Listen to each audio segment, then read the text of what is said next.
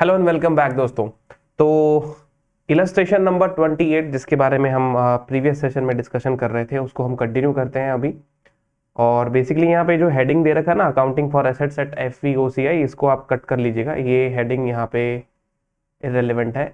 Basically इस heading का question नहीं है, ये मैं आपको बता देता हूँ। ये क्वेश्चन है, this is from GFRS paper. So global financial reporting standard का जो इलेक्टिव पेपर है उसमें पास्ट एग्जाम के अंदर ये क्वेश्चन पूछा गया था। और दोस्तों बहुत ही इंपॉर्टेंट क्वेश्चन है और इसमें आपको बहुत कुछ नया जो है वो सीखने को मिलेगा। ठीक है, चलिए स्टार्ट करते हैं इस क्वेश्चन के बारे में जानकारी कुछ देखते हैं क्या कहता है ये क्वेश्चन। देखिए दोस्तों, यहाँ पे एक कंपनी है XYZ limited, basically incorporated in India and it provides INR 10 lakh interest free loan to its wholly owned Indian subsidiary ABC। India की ही होल्डिंग कंपनी है, इंडिया की ही उसकी सब्सिडरी कंपनी है। तो होल्डिंग कंपनी जो है वो एक प्रकार से इंटर कॉर्पोरेट डिपॉजिट जो है ICD जिसको कहते हैं, वो सैंक्शन कर रहा है अपने सब्सिडरी को, लोन दे रहा है और इस लोन के ऊपर कोई भी ब्याज नहीं है, इंटरेस्ट फ्री लोन है। अब दोस्तों आप जानते हो कि IFRS ऐसे ट्रांजैक्शन को नेग्लेक्ट करता है, बोलता है कि कोई ब्याज नहीं है, ऐसा पॉसिबल ही नहीं है, उसके अंदर कोई ना कोई चीज छुपी हुई है। लेट्स से हम लोग फाइंड आउट करते हैं कि बेसिकली इस चीज में हो सकता क्या है। तो कहता है यहाँ पे ट्रांजैक्शन कॉस्ट इन्वॉल्व नहीं है लोन देने से रिलेटेड, और कहता है how should the loan be accounted for in the Ind AS financial statements of XYZ और ABC and the consolidated financial statements of the group. तो बेसिकली दोस्तों अब यहाँ पर आपको एक तो जो लोन प्रोवाइडर है और जो लोन रिसीवर है उनके सेपरेट फाइनेंशियल स्टेटमेंट्स में इसकी क्या अकाउंटिंग एंट्री होनी चाहिए, एक तो इसका ये अकाउंटिंग ट्रीटमेंट हमसे पूछ लिया गया है। दूसरी बात हमसे यहां पर ये बात पूछी गई है कि कंसोलिडेटेड फाइनेंशियल स्टेटमेंट्स में इस पर्टिकुलर ट्रांजैक्शन का क्या होगा। हालांकि कंसोलिडेटेड फाइनेंशियल स्टेटमेंट्स दोस्तों हम आगे पढ़ेंगे, बट इस क्वेश्चन के रिलेटेड हम CFS का डिस्कशन जो है वो यहीं पे कर लेंगे, कोई दिक्कत वाली बात उसमें होगी नहीं अपने को। कहता है कंसीडर द फॉलोइंग सिनारियोज, और आपको ये सिनारियोज कंसीडर करके चलने हैं। एक तो आपका लोन जो है वो रीपेबल ऑन डिमांड है। नंबर 1 सिचुएशन जो आपसे पूछी गई है दोस्तों वो ये है कि लोन आपका रीपेबल ऑन डिमांड है, तो आप इसको सॉल्व करें क्वेश्चन को, तो क्वेश्चन नंबर 1 हो गया।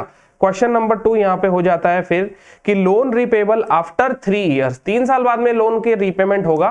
Current market rate of interest for the similar loan is 10% per annum for both holding और सब्सिडरी कंपनी। अब यहां पे दोस्तों जो होल्डिंग और सब्सिडरी कंपनी दोनों है, दोनों कंपनी के लिए आपकी जो रेट एप्लीकेबल होगी वो क्या होगी, 10% की रेट एप्लीकेबल होगी। इसका मतलब अगर ये इंटरेस्ट फ्री लोन नहीं होता, मार्केट से लोन लिया जाता, तो 10% का ब्याज लेने वाले को, बोरोवर को देना पड़ता, चुकाना पड़ता। ठीक है।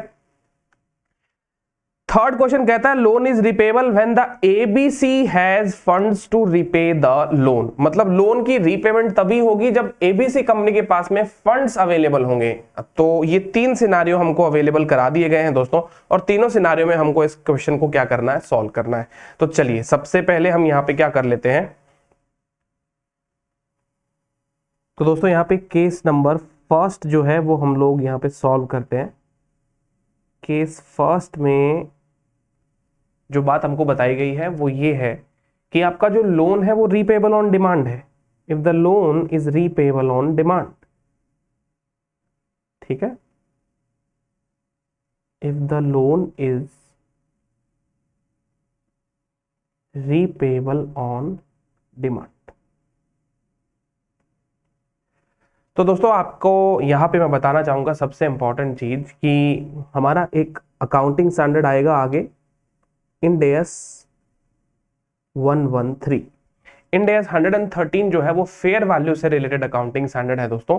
और ये जो अकाउंटिंग स्टैंडर्ड है, इस अकाउंटिंग स्टैंडर्ड का कहना क्या है कि अगर कोई लोन जो रिपेबल ऑन डिमांड है ना, मतलब होल्डिंग ने सब्सिडरी को दिया है या सब्सिडरी ने होल्डिंग को दिया है, ये अगर रीपेबल ऑन डिमांड है दोस्तों, तो ऐसे लोन का जो फेयर वैल्यू होता है, ठीक है, ऐसे लोन का फेयर वैल्यू जो होता है वो ट्रांजैक्शन वैल्यू या ट्रांजैक्शन प्राइस के बराबर ही होता है। इसका मतलब हमारे इस केस में 10 लाख ही फेयर वैल्यू होगा क्योंकि हमने 10 लाख का लोन जो दिया है वो रीपेबल ऑन डिमांड है। क्योंकि दोस्तों यहां पे क्या है ना, कोई टर्म्स तो फिक्स नहीं है कि भाई होल्डिंग कंपनी सब्सिडरी को इतने दिनों तक लोन दे रहा है या सब्सिडरी होल्डिंग से इतने दिनों तक लोन ले रहा है।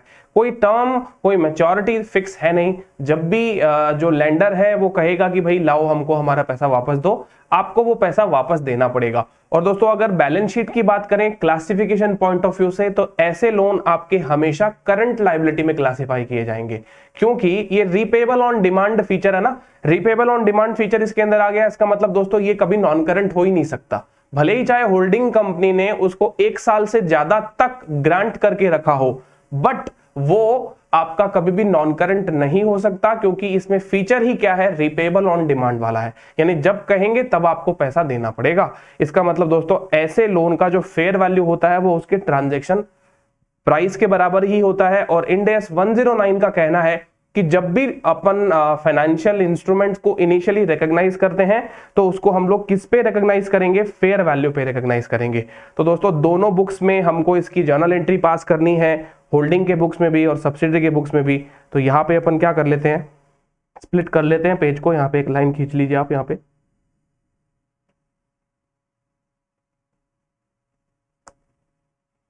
ठीक है, और यहाँ पे हेडिंग लगा दीजिए books of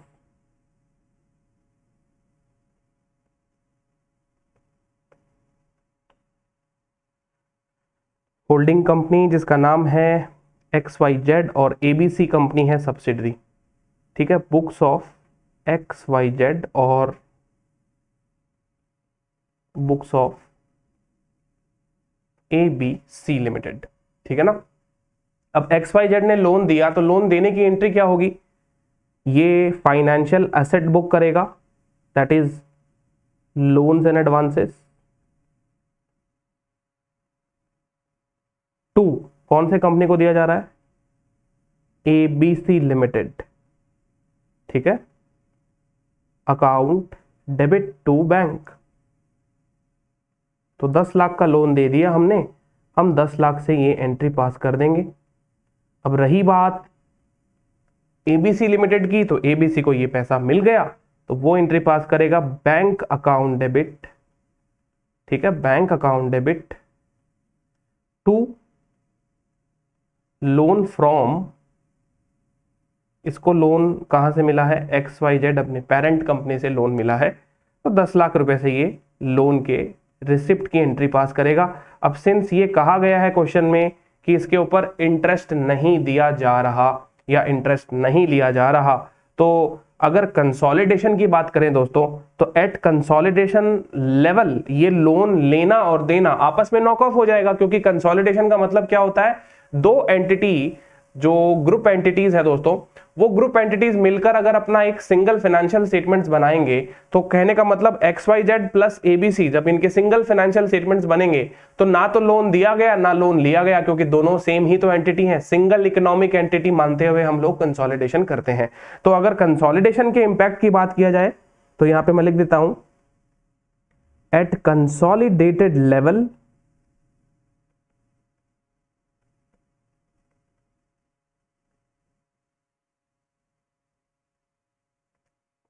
this will be eliminated because ये क्या है, as it is an intercompany transaction। ठीक है, ये आपका इंटर कंपनी ट्रांजैक्शन है, तो कंसोलिडेटेड लेवल पर ये हो जाएगा कैंसल, नॉक ऑफ हो जाएगा। तो सेम ट्रीटमेंट हम लोग यहां पे भी लिख देते हैं कि कंसोलिडेटेड लेवल पर ये आपका नॉक ऑफ हो जाएगा, कैंसिल हो जाएगा। तो ये तो हो गया दोस्तों हमारा case number A. If the loan is repayable on demand, तो दोनों कंपनी अपने अपने बुक्स में किस प्रकार से इसको अकाउंट फॉर करेंगे और कंसोलिडेटेड लेवल पर क्या होगा। चलिए दोस्तों अब बात करते हैं केस नंबर बी की। ठीक है, केस नंबर बी की बात करते हैं।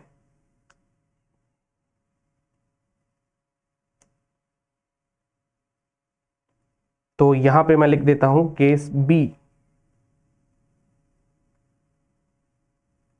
अब केस बी जो है वो दोस्तों वो क्या है, कहता है कि लोन का जो टर्म है वो बता दिया गया क्वेश्चन के अंदर, 3 साल का लोन होगा और हम तो इंटरेस्ट नहीं चार्ज करते हैं, लेकिन मार्केट में ऐसा लोन अगर लिया जाता है तो 10% का रेट ऑफ इंटरेस्ट जो है वो आपके लिए एप्लीकेबल होगा।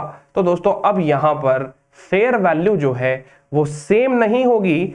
10 लाख रुपए हमारे लोन की फेयर वैल्यू नहीं हो सकती है, क्योंकि सिमिलर लोन मार्केट में 10% के रेट के ऊपर दिया जा रहा है, तो आप क्यों नहीं अपनी सब्सिडरी से इंटरेस्ट चार्ज कर रहे हैं। तो इंड एस यहां पे कुछ ना कुछ हिडन एलिमेंट के ऊपर फोकस करेगा। देखिएगा दोस्तों केस नंबर बी, यहां पे केस नंबर बी का टाइटल लगा देते हैं, लोन जो है इज रीपेबल। ठीक है,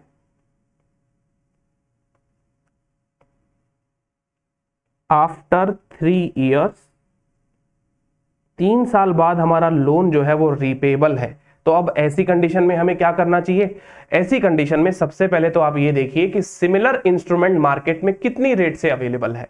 तो दोस्तों ये जो रेट ऑफ इंटरेस्ट है वो आया आपकी 10%, तो आपको क्या करना पड़ेगा, वही डिस्काउंटिंग करनी पड़ेगी आपको।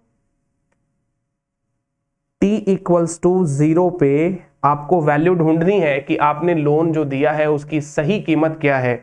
तो t इक्वल्स टू 3 पे इसका रिपेमेंट होने जा रहा है। 3 पे आपको कितने पैसे मिलेंगे, 10 लाख रुपए मिलेंगे दोस्तों। 3 साल बाद में आपको 10 लाख रुपए मिलेंगे। ठीक है, अब यही 10 लाख रुपए की आपको क्या निकालनी है दोस्तों, प्रेजेंट वैल्यू निकालनी है जो t इक्वल्स टू 0 पे स्टैंड करे। ठीक है ना, यही 10 लाख रुपए की आपको प्रेजेंट वैल्यू निकालनी है जो t इक्वल्स टू 0 पे स्टैंड करे। अब रेट ऑफ इंटरेस्ट हमारे पास में 10% है ही। ठीक है, 10 लाख रुपए का हमने लोन दिया है।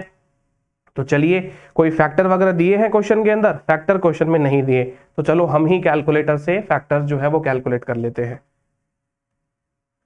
तो फैक्टर हो जाएगा सर 3 साल का 0.7513 है ना, 4 डिजिट तक फैक्टर ले लेते हैं। तो present value of loan given ये आएगा हमारा 0.7513 मल्टीप्लाई बाई 10 लैक्स। तो ये हो जाएगा सर जी 7,51,315 रुपीज। 7,51,315 रुपीज। 5 के ऊपर मैं इसको राउंड ऑफ कर देता हूं। ठीक है ना, अब वो सही, जितना आप फैक्टर लेंगे उतना राउंडिंग ऑफ एरर रहेगा। ठीक है, तो वो बात आप सब समझते ही हैं। चलिए, अब ये मेरा प्रेजेंट वैल्यू आ चुका है। ठीक है ना, और ये जो मेरा प्रेजेंट वैल्यू आया है दोस्तों, मुझे इस प्रेजेंट वैल्यू को कंपेयर करना है कि मैंने लोन कितने का दिया। ठीक है, तो मेरा जो लोन है जो मैंने दिया है वो 10 लाख का दिया है। लोन गिवन टू सब्सिडरी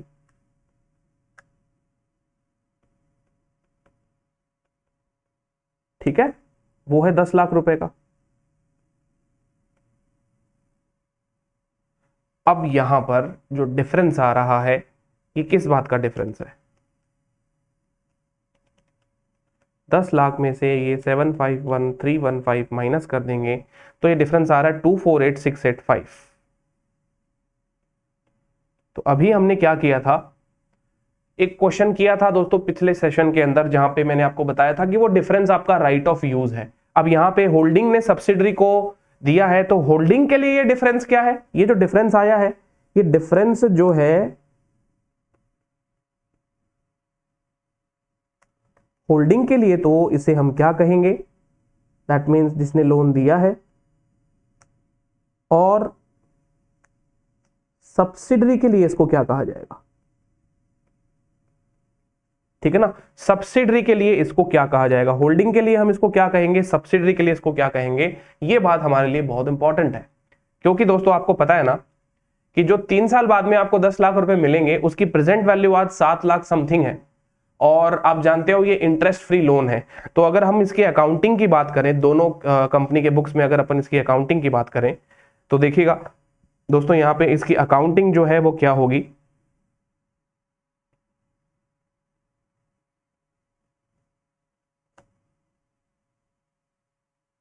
जो लोन दिया है उसके बुक्स में इसकी अकाउंटिंग हो जाएगी financial assets, that is loans and advances, ठीक है ना। अब आप जानते हो इनिशियल रिकॉग्निशन फेयर वैल्यू पे होता है, तो फेयर वैल्यू हमने निकाल ली है। इसकी फेयर वैल्यू क्या आ रही है 751,315। इसका मतलब दोस्तों हमको अकाउंटिंग तो 751,315 पे करनी पड़ेगी, क्योंकि फेयर वैल्यू तो उसकी वो है। मतलब जो 10 लाख का लोन अगर आप बाजार में लेते हो आज के 3 साल बाद में, जो आपको 10 लाख रुपए मिलेंगे अपने लोन को वापस रिपेमेंट करवाने के ऊपर, तो उसकी फेयर वैल्यू 7,51,315 क्यों आ रही है? क्योंकि वो जो 10% का मार्केट रेट ऑफ इंटरेस्ट है उससे आपने उसको डिस्काउंट कर लिया है, ठीक है ना। तो आपका सही मायने में लोन का फेयर वैल्यू है 751,315, राइट। जबकि आपने सर जी पैसा जो दिया है वो दिया है 10 लाख रुपए टू बैंक अकाउंट, ये तो आपका 10 लाख रुपए चला गया। अब ये जो बचा हुआ मेरा 248,685 है, ये होल्डिंग कंपनी के लिए क्या कहलाएगा और सब्सिडरी कंपनी के लिए क्या कहलाएगा? यही तो है हमारा सवाल, है ना। इसी के ऊपर तो हमको काम करना है, ठीक है। अब जिन्होंने लोन लिया है दोस्तों, तो ये तो एंट्री हमारी कौन से बुक्स में हो जाएगी? ये वाली एंट्री हमारी हो जाएगी दोस्तों XYZ के बुक्स में, और ABC कंपनी के बुक्स में हम क्या एंट्री पास करेंगे? ABC कंपनी के बुक्स में हम एंट्री पास करेंगे बैंक अकाउंट DR कि मुझे पैसा मिल गया, ठीक है। और बैंक में पैसा आया, और रही बात फाइनेंशियल लाइबिलिटी की, है ना, तो फाइनेंशियल लाइबिलिटी की बात करें, that is loans, loan from, ठीक है, लोन लाइबिलिटी है लोन फ्रॉम XYZ। इसकी फेयर वैल्यू से ही हम इसकी अकाउंटिंग करेंगे, तो ये हो गया 751,315 रुपीज। अब सर बात बस वही है कि ये जो डिफरेंस आएगा, फिर से ये डिफरेंस जो है, इस डिफरेंस को हम कौन से लेजर में क्रेडिट करें यहाँ पर, और वहाँ पे उसको डेबिट करना है। तो ये हो गया 248,685, 248,685। इसको पैसा तो पूरा 10 लाख रुपए मिल गया, ठीक है। तो ये 248,685 क्या है? अब दोस्तों बहुत ध्यान से समझिएगा, मतलब आपको ऐसे लग रहा होगा क्यों ट्रांजैक्शन को खामोखा कॉम्प्लेक्स करते हैं सर, सीधी बात है 10 लाख का लोन दिया। अब दोस्तों आप सोचो जरा, आप ABC कंपनी के पॉइंट ऑफ व्यू से सोचना, चलो अभी XYZ का तो मैंने आपको बताया, ABC के पॉइंट ऑफ व्यू से सोचो। ABC कंपनी को आज 10 लाख रुपए मिले, इसके ऊपर उसे कोई भी ब्याज नहीं देना, और 3 साल बाद में ये 10 लाख रुपए लौटाने हैं। तो दोस्तों आपको पता है ABC के पास में एक अपॉर्चुनिटी हो गई उस 10 लाख रुपए के ऊपर ब्याज कमाने की। अगर ABC कंपनी वही 10 लाख रुपए को अपने बैंक में जमा करा देता है तो 3 साल तक उसको ब्याज मिलेगा। अब वो ब्याज क्या होल्डिंग कंपनी ने मांगा है ABC से कि आप 3 साल तक जितना भी फंड्स यूज करेंगे उसकी अपॉर्चुनिटी कॉस्ट हमको दीजिए? नहीं मांगा ना, इंटरेस्ट फ्री लोन है। तो अब सीधी बात है, ABC कंपनी को तो कमाई हो गई ना एक तरीके से, जो पैसा उसको वापस लौटाना ही नहीं है। दोस्तों लायबिलिटी की डेफिनेशन क्या होती है? लायबिलिटी की डेफिनेशन होती है कि मेरा कोई ऑब्लिगेशन है वो पैसा को वापस लौटाने का। अब मुझे दोस्तों टेक्निकली देखा जाए तो 2,48,685 रुपीज ये मुझे वापस लौटाना ही नहीं है, मुझे पैसा ही नहीं देना वापस। तो दोस्तों जो पैसा मुझे देना ही नहीं है वापस से, राइट, जो पैसा मुझे देना ही नहीं है वापस, उसको मैं लायबिलिटी बुक ही क्यों करूं? आज उसको मैं क्या बुक करूंगा? तो दोस्तों यहां पे आपके अकाउंटिंग स्टैंडर्ड इंड AS 109 का कहना है कि एक तो ABC कंपनी को ये 248,685 लौटाने का कोई ऑब्लिगेशन नहीं है, ना ही XYZ कंपनी के पास में राइट टू रिसीव है 248,685 को वापस रिकवर करने का। तो दोस्तों यहां पे इंड AS ने बहुत ही एक इंपॉर्टेंट और लॉजिकल आंसर यहां पे दिया इस क्वेरी का, और इस पर्टिकुलर सिनारियो को एड्रेस करते हुए बताया कि भाई ऐसे सिचुएशन में XYZ का ये वाला अमाउंट डीम्ड इन्वेस्टमेंट कहलाएगा अपने सब्सिडरी के अंदर। तो इसे दोस्तों हम कैसे बुक करेंगे? इसे हम बुक करेंगे डीम्ड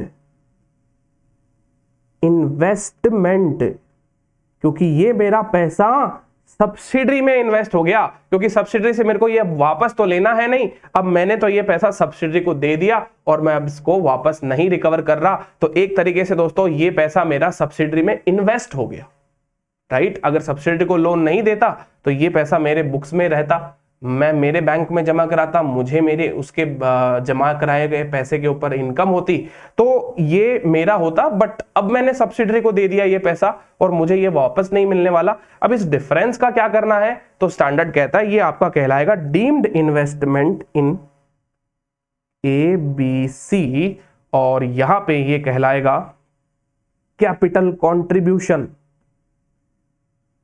कैपिटल कॉन्ट्रीब्यूशन, ठीक है, फ्रॉम XYZ। इसको आप दूसरे वर्ड्स में डीम्ड इन्वेस्टमेंट कह सकते हैं। भाई उसके लिए इन्वेस्टमेंट है तो इसके लिए इन्वेस्टमेंट थोड़ी ना, इसके लिए तो वो कंट्रीब्यूशन होगा, कैपिटल कंट्रीब्यूशन। यानी होल्डिंग ने कह दिया ये लो भाई, ये पैसा तुम रखो और इस पैसों को हम तुमसे वापस नहीं मांगेंगे, इस पैसे को हम तुमसे वापस नहीं मांगेंगे। So one side it should be booked as deemed investment in subsidiary, और अनदर साइड जिस सब्सिडरी को ये मिला है तो उसके लिए ये क्या कहलाएगा दोस्तों, ये कहलाएगा कैपिटल कंट्रीब्यूशन। तो है ना काम की चीज, इंपॉर्टेंट चीज है। उम्मीद करता हूं कि ये बात आपको अच्छे से समझ में आ गई होगी अब। अच्छा सर, ये तो ट्रांजैक्शन डेट वाले दिन एंट्री हुई है, डेट ऑफ ट्रांजैक्शन, अब 3 साल की बात है, तो यहां पे अगर इसके डेट में बात करूं तो इसकी डेट होगी डेट ऑफ ट्रांजैक्शन, ठीक है ना। अब ट्रांजैक्शन के बाद में दोस्तों 3 साल तक हम उसको इसकी अकाउंटिंग करनी है। अब 3 साल तक अकाउंटिंग करनी है, आप जानते हो ये आपका फाइनेंशियल एसेट्स और फाइनेंशियल लायबिलिटी है, solely for the purpose of payment of principal और इंटरेस्ट, है ना। यहाँ पे आपको पैसा वापस मिलने वाला है, इसके ऊपर आपका कोई स्पेक्युलेटिव ऑब्जेक्टिव ही नहीं है, ट्रेडिंग आप कुछ कर नहीं रहे हो, तो अमोर्टाइज कॉस्ट मेथड से ही चलाएंगे ना। सब्सिक्वेंट अकाउंटिंग मेथड कौन सा लगाएंगे यहाँ पर, अमोर्टाइज कॉस्ट मेथड। तो अमोर्टाइज कॉस्ट मेथड यहाँ पे हम जब लगाएंगे दोस्तों, तो 1 साल बाद में, ट्रांजेक्शन के 1 साल बाद में, फर्स्ट ईयर एंड में हम क्या एंट्री पास करेंगे, फर्स्ट ईयर एंड में दोनों के बुक्स में हम क्या एंट्री पास करेंगे। तो दोस्तों सीधी बात है, फर्स्ट ईयर एंड में हम लोग एक तरफ इंटरेस्ट इनकम बुक करेंगे, एक तरफ इंटरेस्ट एक्सपेंसेस बुक करेंगे। तो यहां पे मैं एंट्री पास कर देता हूं financial assets, loans and advances to ABC, debit to finance income या इंटरेस्ट इनकम, जो भी आप कहना चाहें, ठीक है। यहां पे मैं इंटरेस्ट इनकम बुक करूंगा और ये इंटरेस्ट इनकम क्या होगा, ACM मेथड से बुक होगा, अमोर्टाइज कॉस्ट से। सो हमने इनिशियल बुकिंग करी थी 751,315, तो 751,315 का 10%, ठीक है, 751,315 का 10%, तो ये हो जाएगा सर जी कितना, 75132, 75132, ठीक है। और यहां पे हम लोग इंटरेस्ट एक्सपेंसेस की बुकिंग करेंगे, यहां पे एंट्री हो जाएगी इंटरेस्ट एक्सपेंसेस, ठीक है ना। Account debit to financial liability, loan from XYZ, calculation same रहेगी 75132। तो ये फर्स्ट ईयर के एंड में दोस्तों एंट्री हो गई। अब अपने को क्या करना है, अब ये सेम एंट्री जो है हमारी कितनी बार चलेगी दोस्तों, अब ये सेम एंट्री हमारी रिपीट हो,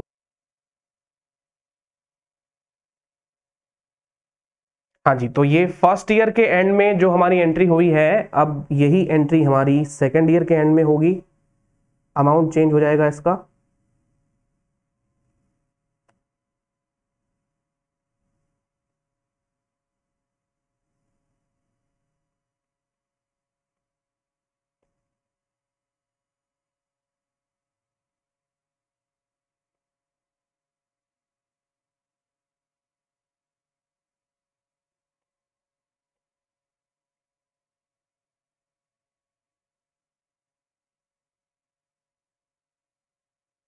हाँ जी दोस्तों, तो अब ये सेम एंट्री हमारी दोस्तों सेकेंड ईयर के एंड में भी होगी और ये एंट्री हमारी थर्ड ईयर के एंड में भी हो जाएगी, है ना, क्योंकि थर्ड ईयर तक हमारा ये जो लोन है वो आउटस्टैंडिंग चलता रहेगा सब्सिडरी के बुक्स में और एज वेल एज होल्डिंग के बुक्स में, और अमोर्टाइज कॉस्ट मेथड से इंटरेस्ट की बुकिंग होती रहेगी। और यहाँ पर फर्स्ट टाइम हमारी ये एंट्री बुक हुई है, तो सेकेंड टाइम पे हमारी जो बुकिंग होगी वो होगी सर जी 751315।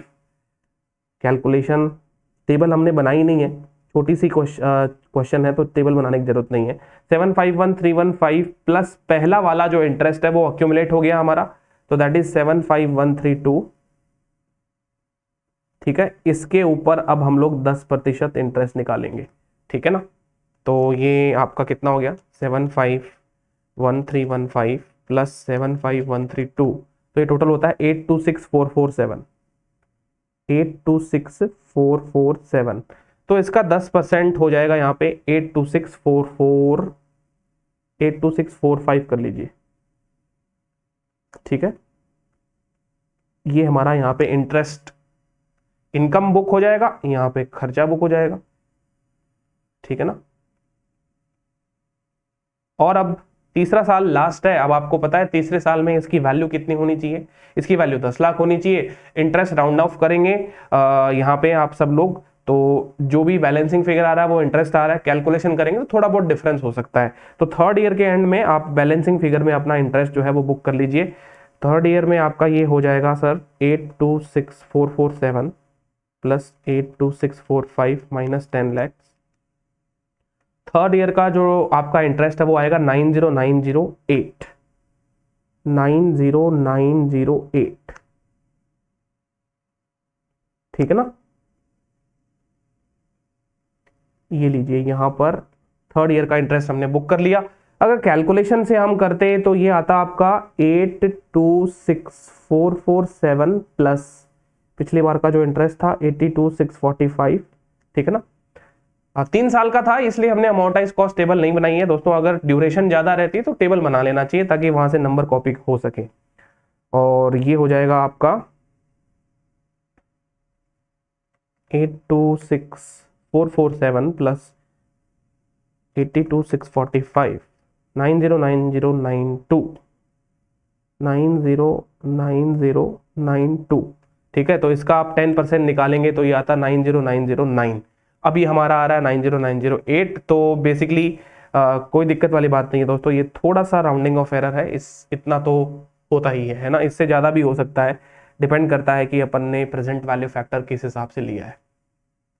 तो अब आप समझ गए दोस्तों, आपकी अकाउंटिंग तो सेम वो की वही हुई है। हमने ट्रांजैक्शन डेट पे अकाउंटिंग कर ली, डेट ऑफ ट्रांजैक्शन के ऊपर, एक ने लोन दिया दूसरे ने लोन लिया। सबसे इंपॉर्टेंट चीज क्या पता चली आपको, डीम्ड इन्वेस्टमेंट के बारे में मालूम पड़ा, है ना, कि XYZ की तरफ से ये डीम्ड इन्वेस्टमेंट है और ABC की तरफ से ये दोस्तों होल्डिंग कंपनी से आया हुआ डीम्ड कैपिटल कंट्रीब्यूशन है, ठीक है ना। ये क्या है, डीम्ड कैपिटल कंट्रीब्यूशन। ये मान लिया जाएगा कि होल्डिंग कंपनी ने सब्सिडरी को कैपिटल कंट्रीब्यूट कर दी है इतने अमाउंट की, ठीक है। उसके बाद में दोस्तों फर्स्ट ईयर के एंड में हम लोग इंटरेस्ट की इनकम बुक करेंगे, फर्स्ट ईयर के एंड में बुक करेंगे, सेकंड ईयर के एंड में बुक करेंगे, थर्ड ईयर के एंड में बुक करेंगे as per amortise cost method. और तीसरे साल के अंत में आपके लोन की जो वैल्यू है वो 10 लाख रुपए हो जाएगी। एग्जैक्टली क्या हो जाएगी, 10 लाख रुपए हो जाएगी। और दोस्तों अब हम क्या करेंगे, नेक्स्ट एंट्री लोन के रीपेमेंट की। तो जो हमने लोन दिया था वो हमको अब वापस मिल जाएगा। अब मैं यहाँ पे एंट्री पास कर देता हूं, मुझे मेरा लोन जो है अब वो वापस मिल जाएगा। बैंक अकाउंट डेबिट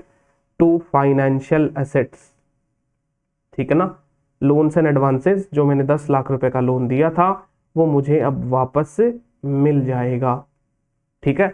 और यहां पे financial liability loan from XYZ, इसको डेबिट कर देंगे हम लोग, ठीक है, 10 लाख रुपए से, और टू बैंक। चलिए, तो यहां पर लोन का रीपेमेंट का अकाउंटिंग एंट्री जो है वो खत्म हो चुका है। अब रही बात ये कि यहां पे हो सकता है कि अपने को जो क्वेश्चन पूछा जाए वो कंसोलिडेटेड लेवल के बारे में पूछा जाए, जो कि पूछा हुआ है क्वेश्चन के अंदर कि ये तो सेपरेट फाइनेंशियल स्टेटमेंट का जो है अकाउंटिंग हो चुका है हमारा, अब व्हाट अबाउट कंसोलिडेशन। तो सीधी बात है सर, कंसोलिडेशन में भी ये सारी की सारी चीजें दोस्तों क्या हो जाएगी, आपकी नॉक ऑफ हो जाएगी। Everything will gets knocked off, सारी की सारी चीजें क्या हो जाएगी, नॉक ऑफ हो जाएगी। इंटरेस्ट देखिए, सबसे पहले स्टार्टिंग से फर्स्ट एंट्री से बात करते हैं अपने लोग।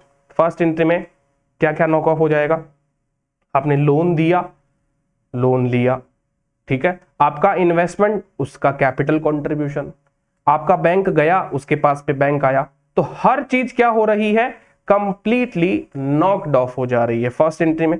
सेकंड एंट्री में दोस्तों आपकी ब्याज की इनकम हो रही है, कंसोलिडेटेड लेवल पर ब्याज की एक्सपेंस, दूसरे कंपनी का ब्याज का खर्चा हो रहा है, कंसोलिडेटेड लेवल पर ये ना तो ब्याज की इनकम है ना ही ब्याज का खर्चा है, दोनों आपस में नॉक ऑफ हो जाएंगे फर्स्ट ईयर के एंड में भी, सेकंड ईयर के एंड में भी, थर्ड ईयर के एंड में भी। इसका मतलब दोस्तों अगर कंसोलिडेटेड लेवल की बात करी जाए तो यहां पे एक नोट लिख देते हैं, एट कंसोलिडेटेड लेवल, ठीक है, at consolidated group level all these transactions will be eliminated, all these transactions will be eliminated, ठीक है ना, आगे बात समझ में, ये ट्रांजैक्शन आपस में ही एलिमिनेट हो जाएंगे क्योंकि कंसोलिडेशन पर ये सर्वाइव ही नहीं कर पाएंगे ये ट्रांजैक्शन, क्योंकि ग्रुप के इंटर कंपनी ट्रांजैक्शन है तो एक दूसरे से नॉक ऑफ हो जाएंगे, ठीक है। तो ये हो गया कौन सा केस, हमारा केस नंबर बी। उम्मीद करता हूं कि ये केस बी आपको अच्छे से अब समझ में आ गया होगा। अब लास्ट केस है जो कि है केस नंबर सी।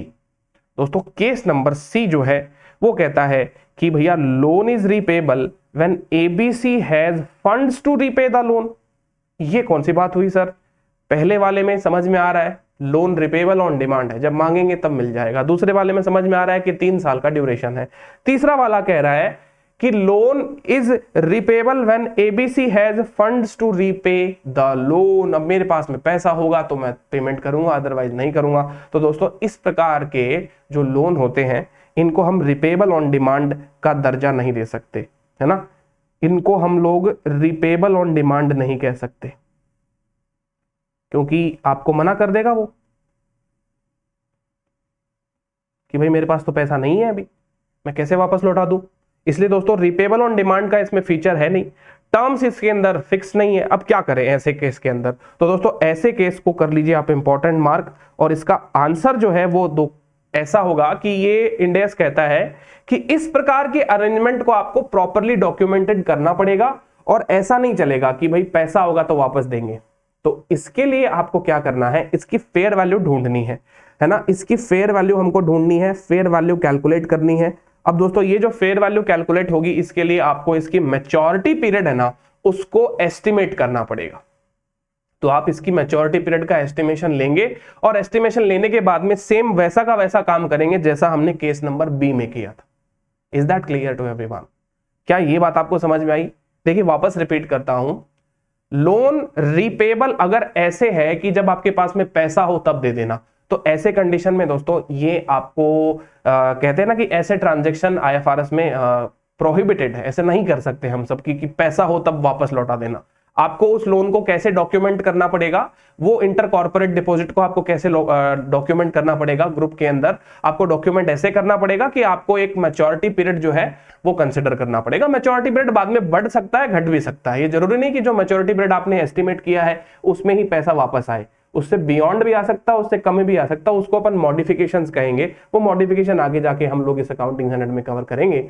तो बट आपको यहाँ पे बात जो ध्यान रखनी है वो यही ध्यान रखनी है कि यहाँ पे अगर आपका लोन रिपेबल इस प्रकार से है जब आपके पास में फंड्स आ जाए तो दोस्तों यहाँ पे ये चीज नहीं चलेगी, आईएफआरएस मना करता है, ऐसा नहीं पॉसिबल हो पाएगा, आप ऐसा नहीं कर पाएंगे। यहाँ इसके लिए आपको इसकी एक मैच्योरिटी पीरियड का एस्टिमेट लेना पड़ेगा कि भाई 3 साल में, 4 साल में, 5 साल में कभी तो फंड्स आएंगे ना। अरे आपकी सब्सिडरी कंपनी है, उसके प्रोजेक्टेड कैश फ्लो देख लीजिए, आपका उसका प्रोजेक्टेड बैलेंस शीट देख लीजिए, उसका क्या फोरकास्ट हो रहा है, कब तक वो पैसा कमा पाएगा, तब तक का एक एस्टिमेटेड ड्यूरेशन लॉक करवा दीजिए और उसके बाद में उसकी अकाउंटिंग वैसे ही करिए जैसे केस नंबर बी की अकाउंटिंग हुई थी। तो दोस्तों ये क्वेश्चन को कर लेना बहुत बहुत इंपॉर्टेंट। ये क्वेश्चन दोस्तों जीएफआरएस में तो आ चुका है लेकिन एफआर में अभी तक नहीं आया है, और एग्जाम में फाइनेंशियल इंस्ट्रूमेंट से अगर कुछ एडवांस क्वेश्चन आता है तो इस प्रकार के क्वेश्चन पूछे जाने की संभावना होती है। तो यहाँ पे दोस्तों इस क्वेश्चन में आपने उम्मीद करता हूं कि ये सारी बातें देखी होगी, और ये देखिए हमने जो किया है वही इन्होंने भी किया है, ठीक है। सिनारियो नंबर सी के बारे में मैं आपको बता देता हूं। देखो ए और बी तो हमारा हो चुका है, सी के बारे में देखिए पढ़ लीजिए। कहता है generally a loan which is repayable when funds are available can't be stated to be repayable on demand। इसको repayable on demand जैसा नहीं कह सकते हम लोग।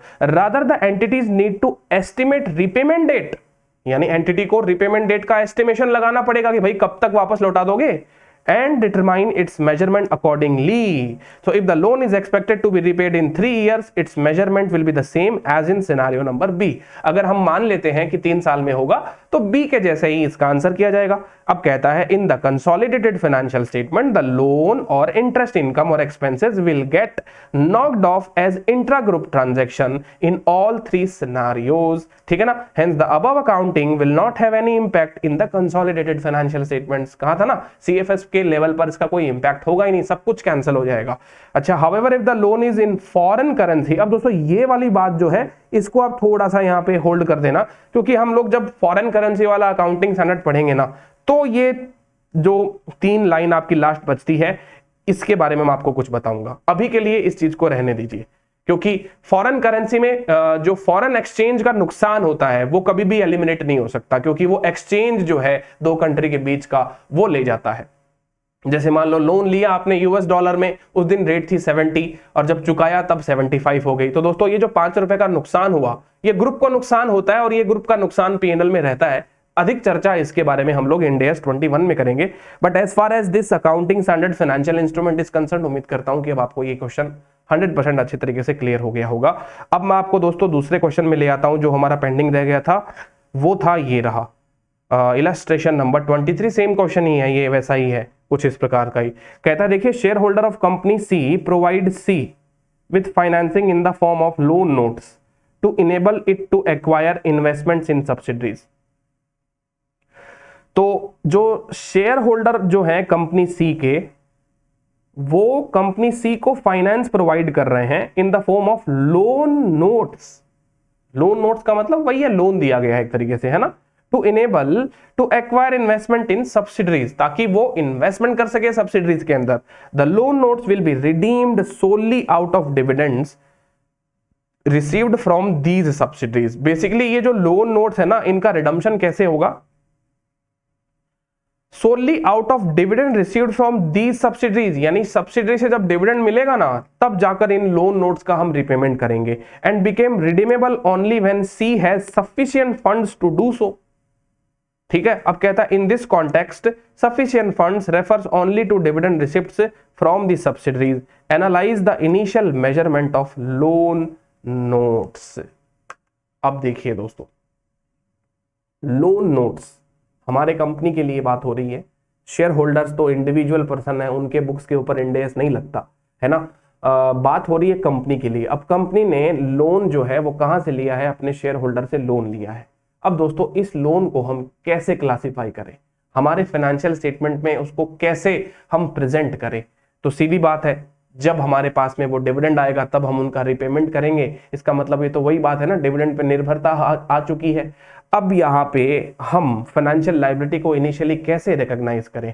तो यहाँ पे दोस्तों सेम वही बात है। ऐसा पॉसिबल नहीं हो सकता कि आप ऐसा कुछ करें अपने लोन के अंदर कि उसकी अकाउंटिंग किसी कॉन्टिंजेंट फैक्टर के ऊपर डिपेंड हो रही है, राइट, कि भाई वहां से डिविडेंड आएगा ना तभी हम इसका पेमेंट करेंगे। तो ऐसी कंडीशन में आपको क्या करना है?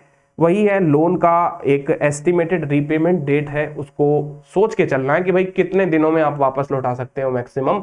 उसके बेसिस पर उसकी फेयर वैल्यू निकालिए similar market rate of interest को कंसिडर करते हुए, और जो फेयर वैल्यू निकालेंगे उसी के ऊपर उसकी अकाउंटिंग होगी अमोर्टाइज कॉस्ट मेथड से, है ना। तो ये कहता है लोन नोट्स आर रीपेएबल ठीक है। Only then C earns returns in form of dividends from the subsidiaries. Hence, C cannot be forced to obtain additional external financing or to liquidate its investment to redeem the shareholder loan. Consequently, the loan notes are not considered payable on demand. अब ये आपके loan note जो हैं वो repayable on demand नहीं कहलाएंगे, यही बात हमने वहां पे चर्चा करी थी, राइट। अब कहता है accordingly loan note shall be initially measured at the fair value plus the transaction cost, क्योंकि अमोर्टाइज कॉस्ट में हम लोग ट्रांजैक्शन कॉस्ट को कैरिंग अमाउंट में एडजस्ट कर देते हैं, being the present value of the expected future cash flow discounted using a market related rate, and the amount and timing of the expected future cash flow should be determined on the basis of the expected dividend flow from the subsidiaries. ठीक है ना। अब रही बात ये timing जो है वो आप कैसे डिटरमाइन करोगे, अब सीधी बात है डिविडेंड आएगा तभी तो हम पेमेंट करेंगे, तो आप एक काम करिए ना, डिविडेंड आने का टाइमिंग जो है वो एस्टिमेट कर लीजिए, उसी के बेसिस पे लोन के रीपेमेंट का भी टर्म डिसाइड हो जाएगा। Also, the valuation would need to take into account possible early repayments of principal and corresponding reductions in the interest expenses. तो सीधी सी बात है, अगर आपको डिविडेंड जल्दी मिल जाता है तो आपकी इंटरेस्ट की जो खर्चा है, इंटरेस्ट का जो एक्सपेंसेस है वो थोड़ा सा कम लग जाएगा, क्योंकि मान लीजिए आपने डिविडेंड जल्दी मिल गया आपको, ठीक है, आपने सोचा था डिविडेंड 3 साल बाद मिलेगा लेकिन 2 साल बाद में ही मिल गया, तो जैसे ही डिविडेंड मिला आपने लोन नोट का पेमेंट कर दिया। अब ऐसे में क्या होगा, आपके इंटरेस्ट एक्सपेंसेस का नुकसान जो हो रहा था वो बच जाएगा। तो ऐसी सारी चीजों को आप फैक्टर को ध्यान में रखते हुए उसको एस्टिमेट कीजिए, ठीक है। फिर कहता है since the loan notes are interest free और bear lower than market interest, there will be a difference between the nominal value of the loan notes that is the amount granted and the fair value on initial recognition. तो सीधी बात है, अगर मान लीजिए interest free है या lower than market rate of interest ये लोन आपको मिला है, तो वो डिफरेंस तो आना ही है। अगर इंटरेस्ट फ्री रहा तो पूरा डिफरेंस आ जाएगा और लोअर हुआ तो वो कुछ तो डिफरेंस रहेगा। अब रही बात ये कि वो डिफरेंस का हम करेंगे क्या, सेम वही करेंगे जो वहां पे किया था दोस्तों। यहां पे आपके पास में दोस्तों कहता है because the financing is provided by share holders acting in the capacity of share holders, the resulting credit should be reflected in equity as a share holder contribution. इस बार पैसा कहां से आ रहा है, होल्डिंग से नहीं आ रहा, शेयर होल्डर से पैसा आ रहा है, तो ये शेयर होल्डर का डीम्ड कैपिटल कंट्रीब्यूशन मान लिया जाएगा। क्या मान लिया जाएगा, deemed capital contribution in the balance sheet of the company. So conversely in books of share holder, अब शेयर होल्डर के बुक्स में क्या होगा, कहता है the difference between amount invested and its fair value shall be recorded as investment in C limited, deemed investment. अब रही बात ये कि सर शेयर होल्डर है कौन, शेयर होल्डर कोई इंडिविजुअल है ना दोस्तों, तो उसके ऊपर तो इंडेक्स लगते नहीं है, लेकिन शेयर होल्डर मान लो कोई कंपनी है तो उसको तो उसकी अकाउंटिंग करनी पड़ेगी। अब मान लो वो कंपनी है तो वो कैसे अकाउंटिंग करेगा, वही अकाउंटिंग करेगा डीम्ड इन्वेस्टमेंट इन कंपनी। इस बार वो होल्डिंग सब्सिडरी नहीं है वो शेयर होल्डर। तो यहां पे ध्यान रखिएगा, सेम टू सेम वो की वही चीज है, लेकिन थोड़ा सा बस इस क्वेश्चन में अंतर है, representative of the underlying relationship between share holder and C limited. तो बेसिकली दोस्तों आपको ये दोनों क्वेश्चन से कुछ नया और कुछ इंपॉर्टेंट जो है वो सीखने को मिला होगा। ये क्या है, समराइज करते हैं इस पूरे के पूरे डिस्कशन को। देखिए होल्डिंग हो चाहे सब्सिडरी हो, तो होल्डिंग सब्सिडरी में तो रिलेशनशिप हो गया, तो बात कंसोलिडेटेड फाइनेंशियल स्टेटमेंट्स तक जाएगी। जब कोई दो इंडिपेंडेंट पर्सन है जो आपस में रिलेटेड नहीं है, that is holding subsidiary relationship नहीं है, नॉर्मल पर्सन है, वो शेयर होल्डर है और कंपनी के साथ में ट्रांजैक्शन हो रहा है, तो बात कंसोलिडेटेड लेवल तक जाएगी ही नहीं, ठीक है। अब रही बात ये, देने वाला अगर मार्केट रेट ऑफ इंटरेस्ट से कम ब्याज दर पर कोई फाइनेंस देता है या 0% इंटरेस्ट पे कोई ब्याज देता है, तो दोस्तों वो डिफरेंस आएगा। ट्रांजैक्शन वैल्यू जो है और प्रेजेंट वैल्यू का या फेयर वैल्यू का जो डिफरेंस है वो देने वाले के लिए इन्वेस्टमेंट माना जाएगा, deemed investment in the entity, और लेने वाले के लिए deemed capital contribution from the lender, ठीक है ना। ये कॉन्सेप्ट है हमारा, ये क्रक्स है। आई होप ये बात आपको समझ में आ गई होगी यहाँ पे, ठीक है ना। तो चलिए दोस्तों बाकी का डिस्कशन करेंगे हमारे नेक्स्ट सेशन में। Till then thank you so much.